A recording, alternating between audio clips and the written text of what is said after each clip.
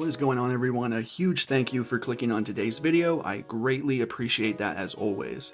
Now, no ROM hack video today. Instead, I wanted to talk about the greatest handheld console of all time, the Game Boy Color. More specifically, I wanted to talk about Game Boy Color exclusive games, and I don't necessarily mean games that were literally only on the Game Boy Color. I mean like the Game Boy Color exclusive cartridges, like the little clear ones that you'd see. They have like the bubble on them, you know, the ones I'm talking about. I'll try and throw pictures up there if you're not familiar. Those things. I'm pretty sure the boxes would also say only for Game Boy Color. I know most people probably don't hold on to those boxes, but they usually did say that. So I wanted to talk about the Game Boy Color exclusive games, ones that, you know, you can't play on the DMG, you can't play on the Pocket. Because growing up, I didn't even know that. I didn't know that's how it worked. And I was always just curious exactly what they were. But obviously we know what they are now. And I thought today it might be a cool idea to take a look at some of those cool exclusive Game Boy Color games. Obviously, this is just my opinion, and it's in no particular order as well, but I just wanted to talk about a few of those cool Game Boy Color games that you maybe don't know about. You probably know about a lot of them, but maybe put these on your radar in case you didn't. So without further ado, let's hop in.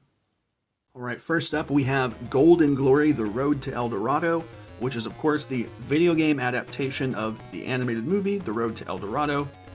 Easily in my top 5 animated movies. I definitely recommend you guys check that out, but that is neither here nor there. We are talking about the video game, which is pretty fun. It's got some mixed reviews. I'm definitely not going to cite every video game's reviews for this, but it does have some mixed reviews. I didn't know the video game existed when I first came across this movie all those years ago. So this is actually a pretty recent find for me. I picked it up maybe last year or so. About $7. It's pretty cheap. It's a fun game. I think it's a decent platformer. It's very colorful. It definitely makes use of the Game Boy Color's colors. It's hard and not hard. I'm no pro gamer. I definitely struggled in a few areas, but then also you could easily cheese some of those boss fights, and it would make it pretty easy at times. It is overall a short game though. No save batteries. It actually uses passwords, so it's definitely one of those games you have to just hike through. You know, if you die, you restart, but hopefully you get a password and you can kind of keep going that way. So it is pretty short, mildly hard, mildly easy, I guess, to each their own, but definitely wanted to mention it, definitely worth checking out. So next is Kirby Tilt and Tumble, and this is easily like the hardest game I've probably ever played, at least for the Game Boy Color. I'll be upfront with you, I don't think I ever made it past the first boss in this game. It was so freaking hard for me. I was just a child that probably didn't know what I was doing, but I had such a difficult time playing it. But I really, really liked it for multiple reasons. Of course, it's got a really dope-ass pink cartridge. Even when I was a dumbass and left the game in my pocket to get washed, very, very stupid, I know, I held onto that pink cartridge. It was just so cool. There wasn't anything else like it, not really. But for those who don't know, Kirby Tilt and Tumble, you of course had to make use of tilting your Game Boy in order to control Kirby, which I found out is because they actually put an accelerometer in the actual cartridge itself, so it's not the actual Game Boy, but it's actually you moving the cartridge is what's causing Kirby to actually move, which I found pretty interesting. Thankfully, this dropped on the Nintendo Switch Online subscription service because it's a pretty expensive Game Boy game, I'm not gonna lie. It's gonna cost you an arm and a leg. But it being on the Nintendo Switch Online is probably the next best thing because you can actually, I imagine, I haven't done it, but I imagine it's got like those gyro controls for the Switch so you can actually still get the tilt effect, which is pretty cool. Because if you just do it on the emulator, like I imagine, like I don't know how you would do that. You probably just have to use like arrow keys, and it's not the same at that point. Star Wars Episode 1, Obi-Wan's Adventures. I absolutely love the prequels. I especially love this Episode 1 era of video games. There's quite a few out there. There's a few for the 64, like the Pod Racer. And then, of course, there's this Obi-Wan Adventures game. It's so good. I absolutely loved the colorful level designs. And it's kind of weird. I was thinking about it while I was making this. I don't normally like this far back third-person perspective, like kind of top-down perspective. But for whatever reason, this game, it worked for me. I really liked it. I had a fun time. You know, the combat was super fun. It was maybe at times tedious. I guess some enemies felt like they took a little bit longer to swing or take down or whatever, but I never felt bored with it. And you of course have your lightsaber, which is badass, and the Force. And I guess this must have been a time before blasters were so uncivilized, because Obi-Wan had literally no problems using a blaster in this game. Literally didn't even lose his lightsaber. He had his lightsaber and he could just use a blaster. I guess he didn't care about it. It also had those fun little, like, I guess, I wouldn't really call them cutscenes, but still pixelated images from episode 1. That was really fun. Imagine watching the whole movie like that. I kind of want to do it just to see what it's like. And then, of course, you had to fight Darth Maul at the end. Literally the coolest Star Wars character of all time. Super fun game. I definitely recommend you checking it out. It's kind of in that mid-range price, probably like in the 20s, 30s, 40s range. Hopefully they put it on the Switch Online, but of course you can probably check out all of these games on an emulator. One game you've two games you've probably heard of are The Legend of Zelda Oracles of Ages and Seasons. Wow, these are some pretty fun games. I'll be upfront and honest, I've only ever beaten one Zelda game completely, and that was the Ocarina of Time, but I've done it twice, so that's gotta count for something. I've gotten pretty far in a few other games. But I really, really enjoy these games. Probably like the best Zelda handheld games. Maybe Link Between Worlds, I was a really fan of that one too.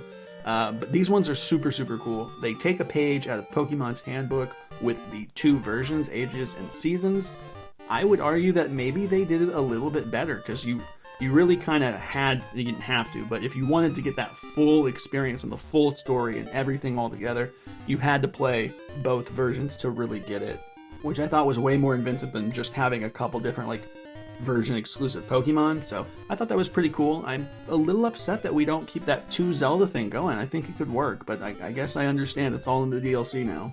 But beautiful color design. Seriously, this game just, it looks so fantastic. It's so pretty. It's so well, I guess not lit, because there's no Game Boy Color with the light unless you mod it, but it looks just fantastic. It really does look so good.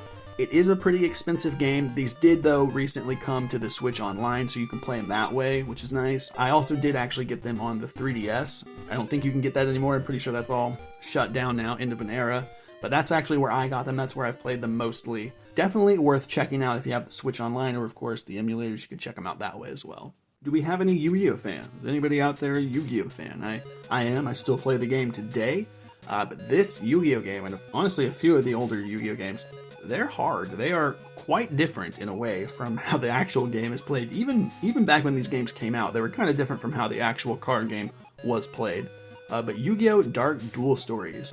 It is and isn't the first, so it's actually like the third game in a Japan series of games. We just didn't get those first two, and then they decided to call it Dark Duel Stories for us, so technically it's the third one, but it doesn't really matter for us anyways. Super, super fun, but it's also got some pretty wild mechanics. Of course, it's got like it's almost like Pokemon, like type alignments that can actually just completely change the tide of the game. That's something that you had to deal with. They also had the really cool card creation where you could actually, like, you're throughout the game picking up different parts of cards, and you can actually build custom cards. They also had a really wild fusion mechanic. Since they didn't have polymerization in the game, you actually would just stack your monsters on top of each other, sort of how the Exceed monsters work today, and you would get what felt to me like a completely random fusion. I do think that there is some logic behind what comes out when you stack certain monsters, but I never knew what I was doing, and it just felt really random to me. But you could get some pretty interesting creations, and you could also screw yourself over by, like, just, if it didn't work, you stack your monster and then nothing happens. So that could also happen. I have a memory of being able to, like, sacrifice for a monster. So like Blue Eyes, I sacrificed my 2 monsters, and then I could just use Dark Hole, wipe out the field, and then play my Blue Eyes White Dragon. You could kind of just cheat around like that. So there are definitely some interesting mechanics that you had to get used to with that game. Very, very hard game. A lot of those old Yu-Gi-Oh games are super duper hard. The AI is tough, but if you're a fan of Yu-Gi-Oh, it's super fun and definitely worth checking out. We, of course, cannot forget Super Mario Bros. Deluxe, which is a remake / port, I'm not sure the proper terminology there, of the original NES Super Mario Bros., as well as the lost levels and things. I'm pretty sure this was my first introduction to Mario. It's either this one or Super Mario Land 2. I'm not for sure. I had them during the same time. It's kind of all a blur now. But it's an all-around solid game. It's a solid platformer. You either like Mario or you don't. It's either for you or it's not. I'm not really sure what else to talk about. I mean, it's such a solid game. It's kind of in that mid-price range. It's not super expensive, but it does use a save battery, so there's obviously a chance, like Pokemon games, that, maybe you're not going to be able to hold a save. So unless you know how to solder, I'd maybe try checking it out. I don't know if it's on the Switch Online, actually. I'm not sure. But definitely an emulator is, of course, an option if you like these Mario platformer games. I mean, how can you go wrong with it? They're classic.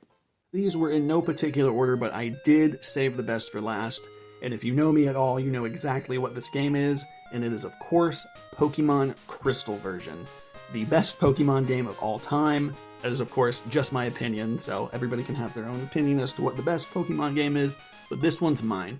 I'm pretty sure it's like the first game I ever actually owned, too. I have a memory of my brother like opening up the game with me and showing me how the game works. It's super, super fun, very nostalgic.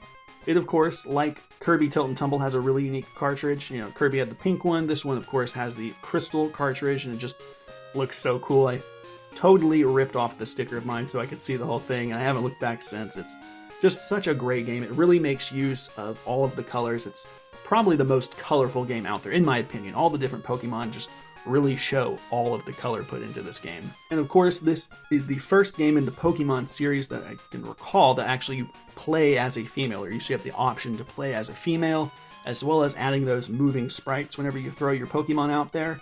And just in general, it's got some of the best sprite work. I absolutely love the Gen 2 sprite works. I cover a lot of different ROM hacks on this channel, and I generally gravitate towards those Gen 2 ones, but obviously I look at everything.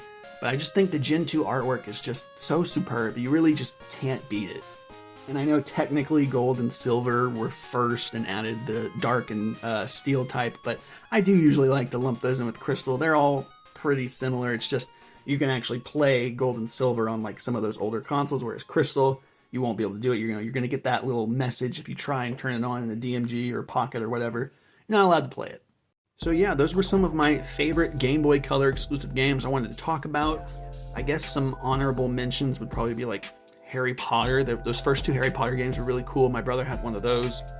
I also remember playing a couple of the Power Ranger games. I'm not sure if they were Mighty Morphin or Lightspeed. It's been so long since I played it, but those were really fun as well. I'm pretty sure those were Game Boy Color exclusives as well. And of course, in general, there's so many different Game Boy Color games out there. I probably obviously did not cover them all, so I'm curious, down below, let me know what your favorite Game Boy Color exclusive games are, or just in general, what your favorite Game Boy games are. I'm definitely curious, I definitely want to know, so let me know down below what those are. And of course, if you have any ideas or anything that you want to see in the future, feel free to leave those down below as well. And until next time, I'll see you all later.